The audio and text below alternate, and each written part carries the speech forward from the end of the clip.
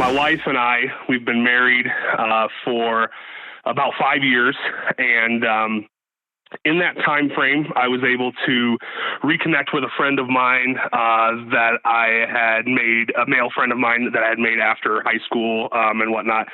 Started to kind of hang out with him, and found out kind of through hanging out with him that his wife kind of made a pass at me, and we have been in an affair now for the last probably 8 months or so. We've obviously talked about just about everything under the sun, and I guess I'm trying to figure out, am I interested in this person, or is it just the thrill of having an affair and doing something obviously that, you're not supposed to do. And so I'm trying to figure out how to figure that out. Because, I just want a little bit of advice on how to progress forward with that. Oh man. So let me just walk it back and you can just tell me up or down. So you are sleeping with a great friend's wife. Correct. Does your friend know? He does not. Does your wife know? She does not. And so you're not calling me to ask like, oh God, I've blown up my life and my wife's life. And I've blown up one of my close buddies' lives. It's not why you're calling. You're calling to ask, is this true love or not? I'm calling to ask because, in the time that I've chatted with this person, we've talked a lot more about the physical nature of things. And, there's been times where we've both had the idea that, our lives potentially could be better with that other person. But obviously that's not something that I don't want to jump into something, or I don't want it to technically pursue something, and then turns out it was just because of the thrill of an affair. I mean, my wife and I, we've had our struggles and our issues pre the involvement of the affair, or my friend almost called it off a few different times without that being a factor. So I think it was just kind of came across at the timing that I was the most vulnerable to accept it. But yeah. So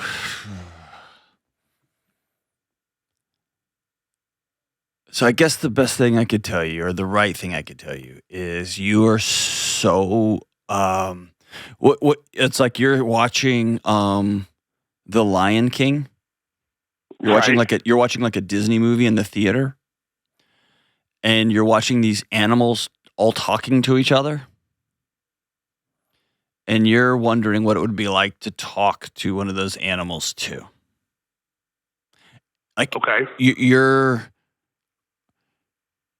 Your questions are so divorced from the reality with which you actually find yourself that it tells me that you've had to construct a world where this is okay, and there's a world that everything's going to be okay on the other end of this, because if you didn't have that kind of psychological moat around what you're actually doing, you would implode because you become somebody that you could never have imagined you would be.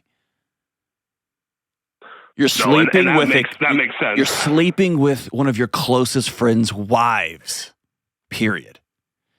You're actively for over a year having sex with somebody that's not your wife, putting her at physical danger, putting her at grave emotional danger. I mean, like, and what you're thinking about is, man, isn't this going to be wonderful on the other side of this thing? It's kind of like watching. It's like you're in Los Angeles right now, watching your house burn down, and wondering where you're going to put the new kitchen during the rebuild. Right. Like you're not absorbing reality. And so, number one, no place in this conversation are we talking about how are these feelings real or not. Not until we've looked your wife in the eye and said, I've blown our marriage up and I don't want to be with you anymore. Not until you've looked your buddy in the eye and said, I've been sleeping with your wife for a year and I'm sorry. And after the ash settles back to earth, after that conversation, those conversations, then you can ask yourself, okay, are we in a relationship? Are we going to try to build this thing and make it go and move forward together? Which the percentages on that, just the scientifically, the percentages of those relationships being successful are very, very, very low. Right. Because then the old bumper sticker, like, it's true. Somewhere somebody else is tired of her too, and you also, right? Like y'all just living in a fantasy world where you don't have to deal with reality. You just get to have these romantic, oh my gosh, conversations, and you get me in passion, and we get to have sex, and there's nothing anchored to it in reality, like dishes and bills, and hey, we're trying to build a life together, and I want to do this, but I want to do this. Y'all are skipping all of that. So until you anchor back into earth, any conversations y'all have are just fantasy. They're just Disney movies. They're not real. Why haven't you sat down and had that conversation with your wife yet? So we've been obviously dealing, like I had previously stated, we had been dealing with our own obviously struggles. Yeah, but you took struggle. Every marriage has struggle. I've had nightmare struggles. You went the next step. Right. So haven't sat down and talked with her about it because I guess I'm kind of put it in my mind that if this marriage that I have with my wife were to potentially fail, that I didn't want this reasoning of what's going on be... Bro, you have failed it. Like, you're the failure. You get what I'm saying? Right. And I'm sure she's got her own challenges. I'm not saying she's perfect, but right. Like, you're actively sleeping with your buddy's wife, and you're like, well, if this thing doesn't work right, it's like you're the one that's not working right in it. You get what I'm saying? Right. No, I'm aware of that part. What I'm saying is that, like, obviously our marriage pre this had obviously its problems. We were trying to, work on those things, and I obviously made the mistake initially, and her and I, we haven't engaged in anything in a while because obviously I'm taking a step back, but it's also one of those that it's at the point where I feel like in order to build with my wife, if that's what her and I choose to do, then I need to obviously be upfront and honest with her about everything that has happened. And if I do that, then bro, listen.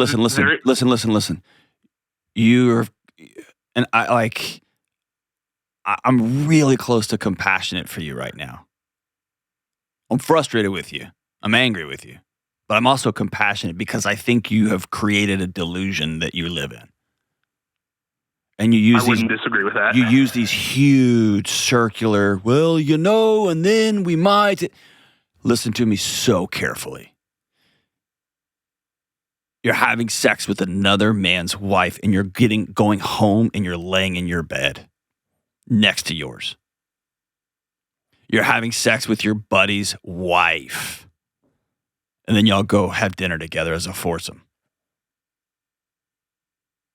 That is where everything has to start. You can't be sleeping with somebody else's wife and trying to see if your marriage is going to make it. That's madness, Will. Madness. And you can't be hanging out with your buddy while you're banging his wife and be like, well, I'm trying to figure out if our feelings are right or wrong. Or what are you doing, man? You get what I'm saying? No, I get what you're saying. I think... So, like, today needs to be the day. Today needs to be the day that you tell your wife, we got to talk. I've been having an 8-month affair with our mutual friends. And I've blown our marriage to smithereens. Yes, we had problems. Yes, there were holes in the boat, and I detonated it. And you, being a grown man, need to say, I've already got me an apartment. I've already got me a friend's couch to crash on because I know I've blown your world up and I don't want you to have to move to. And maybe she comes back and says, well, I should probably tell you I've been sleeping with somebody else too. Maybe. Right? Maybe. Who knows? Is she having an affair too? I would doubt it. Okay. Obviously, I don't know, but... And then you ask your friend, I'm going to meet you in a diner here in Nashville, and we got to talk. Or you tell the woman you're having an affair with, hey, you got 24 hours because I got to come clean with my buddy. I've become somebody that I never dreamed I would be, and I have to stop. I think that's where I've been struggling, because it's like I have gotten far down the road, obviously, and I think in my mind I have this delusion that there is a different path out besides going back. There's not a way to land the plane. There is no going back, but your fantasy about how this plane lands is false too. Both are true. So there's no going back. You blew it up. The boat's gone. You and your wife might choose to go to swim to shore amid all the rubble and rebuild a new boat. That happens all the time. And I'll walk with you if that's what y'all want to do. You and this other person have a teeny tiny sliver of statistical probability that you've blown up your life, she's blown up hers, and y'all choose to build a boat together on whatever shore y'all swim to. Maybe. But you'll always wonder if she's sleeping with somebody else like she did with you, and vice versa. It's just very shaky ground to build a new thing. But it happens. But there is no then you have a hard conversation with your wife, and she's like, well, I don't really want to work on this. And you're like, that's cool. I already have a 4-bedroom, 3-bath house with somebody else. And your buddy, her husband is like, well, it didn't work out this time. That's just not how this ends, man. Right. And so the quicker you can re-anchor to reality, and from a place from the inside out, because, dude, you have created a verbal gymnastics studio that you just swirl around and ride the monkey bars in, but your feet never touch the ground. You've got to be able to look yourself in the mirror and say, dude, I blew my life up.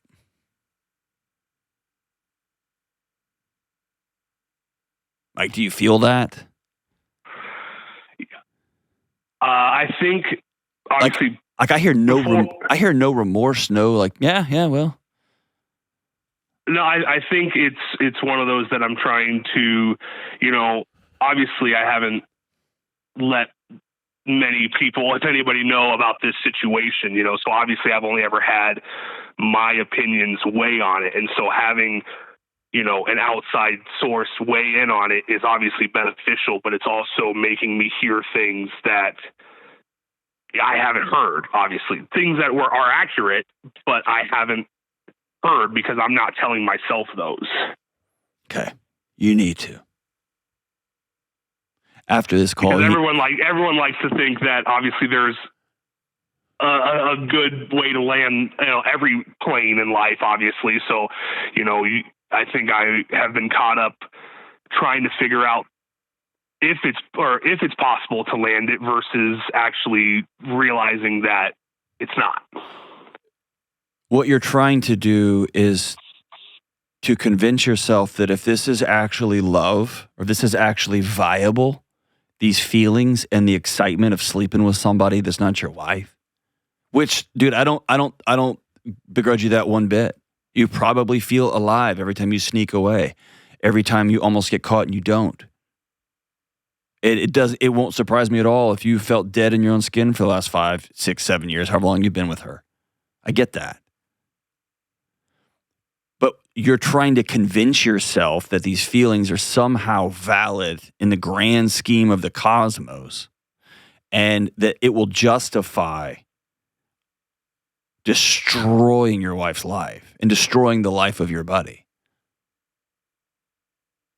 And so 2 things. Love is not a feeling. It's a choice you make every single day. It's a decision. And a marriage is a choice that 2 people make every single day of their life, man. And so whatever happens with this other person, you'll have to choose that every single day. Right. Except that choice is going to be anchored into styrofoam because she's capable of blowing this whole thing up at any time. And I am too. And she'll know that about you. That's why, statistically speaking, it's very unlikely that it continues. But again, it's part of this psychological construct you're trying to build Like here, like your plane is going down and you're trying to like figure out the right way to pull the cushions off of the airplane seats so you'll land comfortably. It's not going to happen. So what I'll tell you is at the end of this thing, there's a fire. You can do a control burn right now and try. Or you can just wait till the whole thing goes up in smoke, but it's going to catch fire. It's already on fire.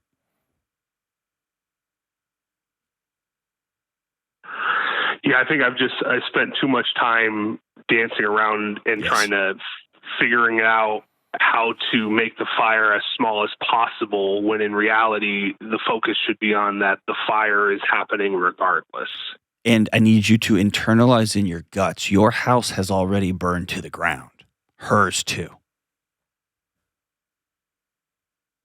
They're gone. They're over. The marriage you had is over. The marriage she had is over. The little play time y'all have together is over. Y'all have to decide what we're going to build next. But bro, you've got to come back and re-anchor the ground, man.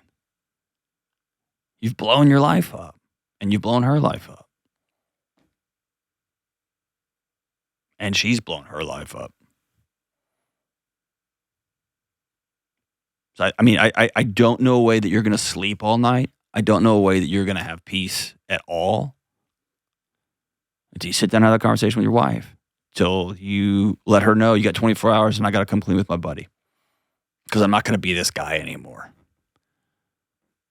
And there's a high statistical probability that when the smoke clears, you've got nobody. You've got no friend. You've got no girlfriend. You've got no wife. That's a high probability. And then you'll have to choose to do the next right thing amid that ash. But man, stop with the verbal gymnastics. Stop with are these feelings real? But start with, I've cheated on you. And I blew our life up. I've been doing it for almost a year now. Through the holidays, through your birthdays, I was seeing somebody else. I was sleeping with our friend. And let's start there.